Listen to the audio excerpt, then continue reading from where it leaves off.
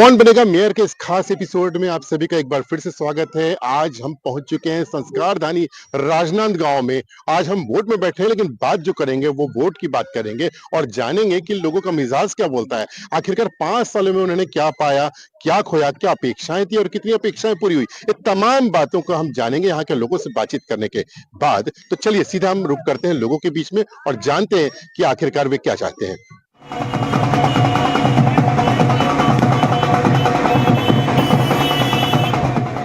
आप देख सकते होंगे कि मेरे पीछे में काफी कुछ युवा हैं जो अपनी महती भूमिका अदा करेंगे और इस चुनाव में इनकी काफी महत्वपूर्ण भूमिका होगी और बहुत सारी बातें हैं, सीधा उनसे बातचीत करेंगे। एक बार फिर चुनाव का मौका आ गया, कैसा लग रहा है? बहुत अच्छा लग रहा है। चुनाव का माहौल आ गया है अभी।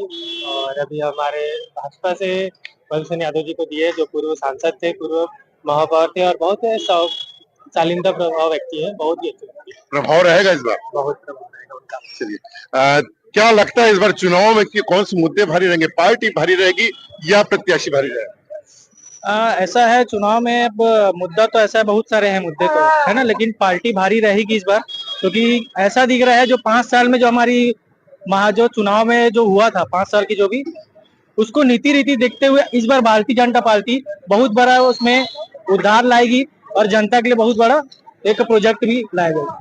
किस तरह की अपेक्षाएं थी पिछले 5 साल की और कितनी अपेक्षाएं पूरी हुई?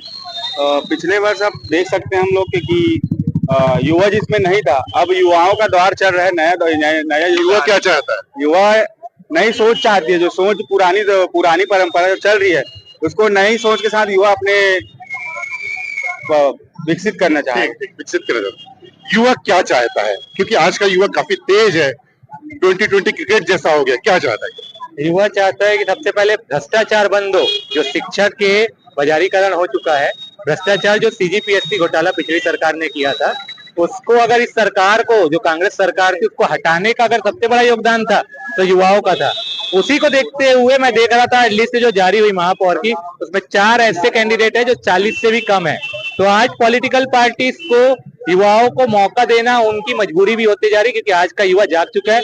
उनको अब, जैसे आपने बोला अभी 2020, तो अब कोई टेस्ट क्रिकेट का वेट नहीं करेगा कि हमें 55 साल 60 साल में टिकट मिले। 40 से नीचे वाले कैंडिडेट जितने ज्यादा रहेंगे, युवा उनको वोट करेगा। युवा क्या चाहता है राजनांदगांव में? यदि देखा जाए इंफ्रास्ट्रक्चर तो है ही, और क्या चाहता है? युवा सबसे पहले ये चाहता है कि जो 5 साल में काम रुके थे, जैसे लाइब्रेरी का काम रुका हुआ है, जो बहुत सारे संसाधन है उसका काम रुका है, जो 5 साल में पीड़ित है कि जो काम हो नहीं पाए 5 साल में पिछली सरकार के कारण, वो सारे काम हो और बहुत सारे उनको अवसर मिले रोजगार का। और निश्चित ही मधु भैया के आने से और महापौर बनने से, डॉक्टर रमन की सरकार और हमारे विष्णुदेव सरकार, तीनों के एक साथ काम करने से बहुत सारे ऐसे संसाधनों का विकास होगा जिससे युवाओं का भी विकास होगा। राजनांदगांव में क्या लगता है कि पिछले 5 साल में क्या अपेक्षाएं रही, कितनी पूरी हुई? आने वाले समय में आप लोग क्या चाहेंगे? पिछले 5 साल का कहा जाए सर तो बहुत ही बेकार रहा, बहुत ही बेकार कार्यकाल रहा महापौर जी का। बहुत सारे लोगों से बात भी करना है, तो चलिए हम लोग अगले पड़ाव पे चलेंगे। वहां भी कुछ लोग होंगे, उनसे भी बातचीत करेंगे और जानेंगे कि आखिरकार वो नई सरकार से क्या चाहते हैं। जब चुनाव की बात होती है तो मात्र शक्ति को नकारा नहीं जाता, क्योंकि मात्र शक्ति एक ऐसी शक्ति होती है जो सारे दांव पेचों को दूर कर देती है, सारे जो रिजल्ट है उसको पलट देती है। पिछले चुनाव में आपने देखा है कि किस तरह से मात्र शक्ति का ये उपयोग रहा, किस तरह से उन्होंने अपने निर्णय को दिया था। कुछ मात्र शक्ति, उनसे बातचीत करेंगे। एक बार फिर चुनाव आ गया जी? बिल्कुल, पूरी तैयारी है। पूरी तैयारी है जी। कैसा देखेंगे आप? मैं ऐसा देखूंगी कि भाई लोकतंत्र में चुनाव बहुत जरूरी है।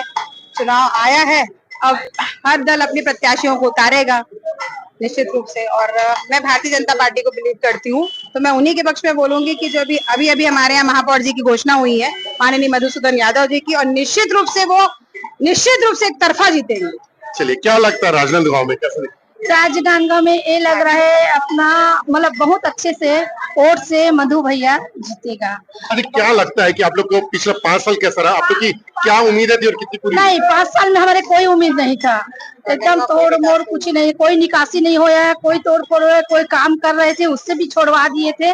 इस साल आने वाले समय में हमारे भाजपा सरकार बहुत अच्छा, 1 साल में हमारे मुख्यमंत्री बैठे थे, बहुत अच्छे काम हो रहे हैं। अच्छा, बीजेपी अच्छा काम कर रही है। क्या चाहते हैं आप लोग, किस तरह का विकास चाहते हैं? साय जी जब से आए हैं तब से साय से सारा काम हुआ है। अब जब हमारे राजनांदगांव क्षेत्र में महापौर का दावेदार नियुक्त कर लिए गए हमारे माननीय मधुसूदन यादव जी का, अब यहाँ राजनांदगांव के भी जो विकास है वो भी साए साए होगा। जो विकास करने वाला है वो महत्व रखेगा या पार्टी महत्व? पार्टी और कैंडिडेट दोनों महत्व रखते हैं। वैसे बीजेपी पार्टी ऐसी सत्ता सरकार है जिसमें विकास का काम होता है और आगे भी होता रहेगा। चलिए हम भी आगे बढ़ते हैं। बहुत से लोग हैं, बहुत से लोगों के व्यू जानना है, उनसे बातचीत करेंगे और जानेंगे कि इस बार राजनांदगांव का मिजाज कैसा है। अभी हम मौजूद हैं कुछ महिलाओं के साथ में जिनका काम जो होता है किचन को संभालना होता है, लेकिन एक और काम सबसे बड़ा होता है क्योंकि वो वोट भी देती हैं और सरकार भी बनाने में अपना महत्वपूर्ण भूमिका अदा करती हैं। आंटी हैं, उनसे बातचीत करेंगे। भाभी जी, आपसे बात करते हैं। पहले फिर से चुनाव का वक्त आ गया, कैसा लग रहा है? बहुत अच्छा लग रहा है। अब किचन के साथ साथ चुनाव में भी आपकी महत्वपूर्ण भूमिका होगी। बिल्कुल, मातृशक्ति तो जिताती है ना सबको। सबसे ज्यादा तो जो घर वालों को मनाती है, कन्विंस करवाती है, वो मातृशक्ति होती है ना। एक माँ अपने बच्चों को बोलती है, अपने पति को बोलती है, अपने सास को बोलती है, ससुर को बोलती है, कन्विंस करवाती है। तो सबसे ज्यादा क्या क्या पार्टिसिपेशन एक वाइफ का ही रहता है, एक लेडीज का ही रहता है। क्या चाहते हैं आप? देखिए, सरकार आती रहती है, जाती रहती है। हाँ, महिलाओं की क्या? मैं तो यही चाहूंगी कि जो भी जीते तो अच्छा काम करे, ना कि बस बन गया और कुछ नहीं करे, तो वो नहीं होना चाहिए। ठीक है, चाहे कोई भी पार्टी जीते। कोई भी पार्टी का। बिल्कुल ठीक बोला। क्या चाहती हैं आप? राजनांदगांव में तो वर्षों से रह रही हैं, कैसे देखते हैं? बस इन्होंने जो बोला वो सब। आप क्या चाहती हैं? मैं भी यही चाहती हूँ कि भाई जो भी आए अच्छा काम करे बस। नहीं, अभी जैसे फिलहाल देखा था कि जिला हॉस्पिटल का रोज पेपर में आ रहा था कि वहाँ पे ये चीजें नहीं है, मशीनें खराब होती है, ध्यान नहीं दिया जाता है। जितने भी आते हैं, जो पेशेंट आते हैं, उनके तरफ प्रॉपर उनकी जो ट्रीटमेंट मिलनी चाहिए वो उन्हें नहीं मिल पाती है। और अभी एक और मैं कहना चाहूंगी, जो कि अभी सड़कों का जो निर्माण किए थे, जो अधूरा रह चुका है। जैसे कि गौरव पथ में इतने ज्यादा गड्ढे हैं कि उसका भुगतान बहुत करना पड़ता है, पैदल चलने वालों को भी और जो गाड़ियां चलती है उसको भी। भाई नेता ऐसा होना चाहिए कि भाई सारी जनता का ख्याल रखे, हर सुविधा उनको मिले, है ना। और हमारे यहाँ अभी जो अमृत महोत्सव चल रहा था, उसमें पानी का कहीं भी नहीं है, कुछ भी कहीं गड्ढे करके खोल दिए हैं, तो वो व्यवस्था गड़बड़ है ना। ये किचन में अपना दायित्व तो निभाती हैं, बाहर में भी एक महत्वपूर्ण भूमिका अदा करती हैं। तो इनका ये कहना है कि राजनांदगांव आगे बढ़े, कोई भी पार्टी का नेता हो, कैसा भी हो, जो राजनांदगांव को आगे लेकर जाए वही नेता चुना जाए। नगरीय निकाय चुनाव को बेहद जमीनी स्तर का चुनाव माना जाता है। इस वजह से आप देख सकते हैं कि हर गली हो, चौराहा हो, जहां हो, चाय की चुस्कियां लेते हुए लोग जो है वो सिर्फ चुनाव की ही चर्चा कर रहे हैं। और देख सकते हैं कि एक बड़ा वर्ग यहाँ पर मौजूद है। ये राजनांदगांव का आजाद चौक है, जहां पर चाय की चुस्कियां भी है, राजनीति की बात भी है। क्या लग रहा है चुनाव में? चुनाव में अपना मुद्दा दूसरा टाइप का है, क्योंकि यहाँ अभी राजनीति। हम तो बोले क्या चाहते हैं? अच्छा, हम तो बोलते हैं निर्दलीय महापौर जीतना चाहिए। अरे वाह, तो बढ़िया। क्या क्या वजह क्या है? तो आपका इतना विश्वास उठ गया? कांग्रेस भी नहीं, बीजेपी भी नहीं। लोकतंत्र का मतलब क्या होता है? ठीक है, ठीक है। आप क्या चाहते हैं? एक दलीय प्रणाली। एक दलीय प्रणाली। और राजनांदगांव में क्या चाहते हैं? निर्दलीय महापौर, विजय पांडे टाइप का, वैसा पार्टी से निर्दलीय जो विकास करेगी। क्या लगता है राजनांदगांव, तो आप तो वर्षों से रह रहे हैं यहाँ पर, किस तरह का देखते हैं अभी? नहीं, राजनांदगांव माहौल तो ठीक है, लेकिन क्या है कि यहाँ पर किसी एक व्यक्ति विशेष को ही माने आगे बढ़ाया जाता है। आज राजनांदगांव में ऐसे कई लोग हैं जो कि आज महापौर पद के दावेदार है, लेकिन फिर भी उन्होंने चुन के वही सांसद, वही विधायक, वही महापौर फिर से रिपीट किया। ये ठीक नहीं है। राजनांदगांव में किस तरह के देखते हैं कि क्या विकास होना था, क्या बच गया? राजनांदगांव में विकास हो भी रहा है, ऐसी बात की नहीं विकास नहीं हो रहा है। विकास पूर्ण रूप से जो होना चाहिए, क्या बोलना चाहिए कि शिक्षा के प्रति भी रुझान हो लोगों का। आज सरकारी स्कूलों में जो व्यवस्था होनी चाहिए शिक्षा की, वो नहीं हो पा रही है। ठीक है, शिक्षा की अच्छी बात बोले। क्या लग रहा है शिक्षा की जगत के देखा जाए तो राजनांदगांव में कैसा रहा? शिक्षा का स्तर तो अच्छा है, शिक्षा बढ़ भी रही है, लेकिन यहाँ पे आज इतने सालों से कोई इंडस्ट्रीज, उद्योग धंधा नहीं, उस पर कोई भी पहल नहीं की, जबकि मुख्यमंत्री 15 साल रहा यहाँ का, तो भी कुछ भी नहीं हुआ। तो जीरो है बिल्कुल। सीनियर सिटीजन की क्या बोले? सीनियर सिटीजन को सब फैसिलिटीज देना चाहिए, वो दे ही नहीं रहे बिल्कुल भी। वो आप लोग एक सासुर में डिमांड उठाइए। किस तरह की फैसिलिटी चाहते हैं आप लोग? हर प्रकार की फैसिलिटी। सीनियर सिटीजन को जो पहले फैसिलिटी मिला करती थी, ट्रेनों में कंसेशन है, अन्य सुविधाएं हैं, वो सीनियर सिटीजन को मिलना चाहिए था।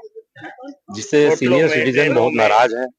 और शहर का जो विकास है हो रहा है, ऐसा नहीं है, बहुत तेजी से हो रहा है, लेकिन भ्रष्टाचार उस पर हावी भी है। नगर निगम के अंतर्गत अगर देखा जाए फुल भ्रष्टाचार है। यहाँ पे मूलभूत जो सुविधा होना चाहिए, पानी का, नल का, सफाई का, कुछ भी नहीं है। गड्ढे रोडों में इतने बड़े बड़े हैं कि लोगों को पीछे कमर में दर्द होना चालू हो गया है। आज भी आप घूम लीजिए, जो रोडें बनी हुई है ये सब भ्रष्टाचार का नमूना है। ये जो 5 दिन में रोडें बनी है, पेच वर्क हुआ है, ये भ्रष्टाचार का नमूना है। बीजेपी पहले रही, उसके बाद में कांग्रेस के महापौर को मौका मिला। क्या लगता है बीजेपी को तो बहुत सारे मौका मिले थे, कांग्रेस भी आ गया, दोनों को देख लिया। शासन स्तर पर तो दोनों की जांच करवाना चाहिए कि इनके पास क्या है क्या नहीं है, जो उस समय भरे थे और आज की पोजीशन क्या है इन लोगों की, ये पता लगाना चाहिए, क्योंकि भ्रष्टाचार सबसे बड़ा इन्हीं लोगों के पास में है। क्या बोल रहे हैं? डबल इंजन ट्रिपल इंजन हो जाएगा फिर तो। ट्रिपल इंजन हो जाएगा, ट्रिपल और बढ़िया। चलिए, तो देखिए ट्रिपल इंजन की सरकार चाहते हैं। खैर अभी तो बहुत कुछ बाकी है, बहुत कुछ देखना बाकी है, क्योंकि अभी तो शुरुआत है। बहुत सारे मुद्दे हैं, जिस तरह के सीनियर सिटीजन ने अपनी बात कही, युवाओं ने भी अपनी बात कही है, महिलाओं ने भी अपनी बात कही है, और भी बहुत सारे लोग हैं, उनसे भी हम बातचीत करेंगे। क्योंकि आज जो है हम राजनांदगांव में पहुंचे हुए हैं, तो जाहिर सी बात है कि यहाँ के लोगों की नब्ज टटोलना है कि आखिरकार वो क्या चाहते हैं। तो चलिए फिर से आगे बढ़ते हैं और कुछ लोग हैं उनसे भी बातचीत करेंगे। अभी हम पहुंच चुके हैं राजनांदगांव की चौपाटी। यहाँ पर देख सकते हैं कि काफी कुछ सुंदर सा नजारा एक नजर आ रहा है। बच्चे भी हैं, बड़े भी हैं, हर वर्ग के लोग जो है यहाँ पर पहुंचे हुए हैं और इस मौसम का आनंद उठा रहे हैं। चूंकि मौसम वो भी है, सर्द के मौसम के साथ साथ राजनीति का मौसम भी है। बहुत से लोग हैं, उनसे बात करेंगे। एक वोट तो देंगे आप लोग, क्या आधार होगा कुछ वोट देने का? जी सर, कोई भी स्टेट हो, बट हम जो अच्छा कोई नेता हो, जो अच्छा वो करे एजुकेशन को लेके, हर चीज को लेके, हम उसको ही वोट देना चाहेंगे। क्या राजनांदगांव में कोई एजुकेशन सिस्टम को बढ़ावा मिलना चाहिए, कैसा देखते हैं राजनांदगांव? मैं चाहती हूँ कि जो भी बने यहाँ पे वो एजुकेशन के हिसाब से वो करे और कुछ चेंजेस लाए अपने राजनांदगांव में। राजनांदगांव में किस चीज की जरूरत लगती है आपको कि जो होना चाहिए जो है नहीं? साफ सफाई मेन, साफ सफाई के लिए बोलना। सरकार बोलती है साफ सफाई में बहुत ध्यान दे रहे हैं, क्या लगता है साफ सफाई? देखकर तो बिल्कुल नहीं लगता है कि ध्यान दे रहे हैं। कुछ जगहों पे ही है, बाकी हर जगह पे तो नहीं है। लोगों को जागरूक होना जरूरी है, हर कोई विकास चाहता है। राजनांदगांव के हमारे रिपोर्टर राकेश यादव हैं, हम उनसे बातचीत करेंगे और राजनांदगांव के बारे में जानेंगे कि राजनांदगांव को कैसा रहा है, कि किस तरह के इसका इतिहास रहा है, पुराना कैसा रहा, अभी किन मुद्दों के साथ चुनावी मैदान में। जी, मैं आपको बता दूं कि राजनांदगांव में जो बहुत बड़ा जो मुद्दा उभर के सामने आया है वो है पेयजल की समस्या। यहाँ की जो निचली बस्ती है वहाँ आज भी स्थिति ऐसी है कि पानी का जो फ्लो है वो कम रहता है, प्रेशर कम रहता है, लोग पानी के लिए परेशान होते हैं। कि गर्मी की बात तो हम छोड़ ही दें, बारिश और ठंडी में भी पेयजल की जो समस्या है राजनांदगांव में वो बड़ी समस्या है। 222 करोड़ रुपए खर्च हो चुके हैं अभी भी, उसके बाद भी स्थिति ये है कि जो निचली बस्ती वहां पानी नहीं पहुंच पा रही है।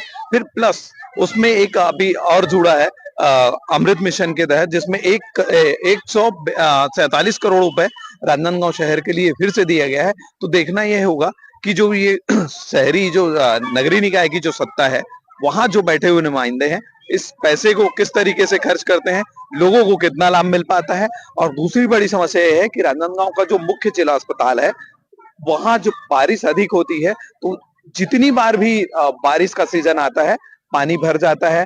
यहाँ तक कि आईसीयू में और जो ऑपरेशन थिएटर है वहां भी पानी की समस्या रहती है, वहां पानी अंदर भर जाता है। यहाँ पे बीजेपी भी रही है, कांग्रेस भी रही है। क्या लगता है कि जो डेवलपमेंट होना था राजनांदगांव का वो किन किन क्षेत्रों में नहीं हो पाया? हम ये कह सकते हैं कि अभी जो मूलभूत सुविधाएं हैं उससे ही अछूता है राजनांदगांव। जैसे कि मैंने आपको पहले ही बताया कि पेयजल की जो समस्या है वो आज भी यथावत है, बरकरार है राजनांदगांव में, और विकास होने चाहिए। यहाँ की सड़कें हैं वो अब धीरे धीरे बननी शुरू हुई हैं, पेच वर्क शुरू हुआ है, रिपेयरिंग शुरू हुई है, लेकिन अभी भी कुछ हिस्से ऐसे हैं, जैसे कई वार्ड ऐसे हैं जहां विकास नहीं हो पाया है। तो देखिए राजनांदगांव में कई समस्याएं हैं, जिस तरह से बात बता रहे थे राकेश जी यहाँ पे रिपोर्टर की, पेयजल की मुख्य समस्या है, इसके साथ में जो इंफ्रास्ट्रक्चर होना चाहिए था राजनांदगांव में वो कहीं ना कहीं नहीं हो पाया है। तो ऐसी तमाम बातें हैं जो मुद्दे इस बार के होंगे। बीजेपी और कांग्रेस संभवतः इन्हीं मुद्दों को लेकर चुनाव में आएगी। देखने वाली बात यह होगी कि आम जनता का पक्ष क्या होता है, वो किसे चुनती है, ये हम सभी को इंतजार होगा। बशर्ते हम सभी से यही अपील करना चाहेंगे कि जो बेहतर कैंडिडेट हो, जो बेहतर विकास कर सके, आप ऐसे ही जनप्रतिनिधि को चुने ताकि आपके शहर को आगे बढ़ा सके और देश को आगे बढ़ा सके। न्यूज़ 18 छत्तीसगढ़ के लिए राजनांदगांव से मिथिलेश ठाकुर।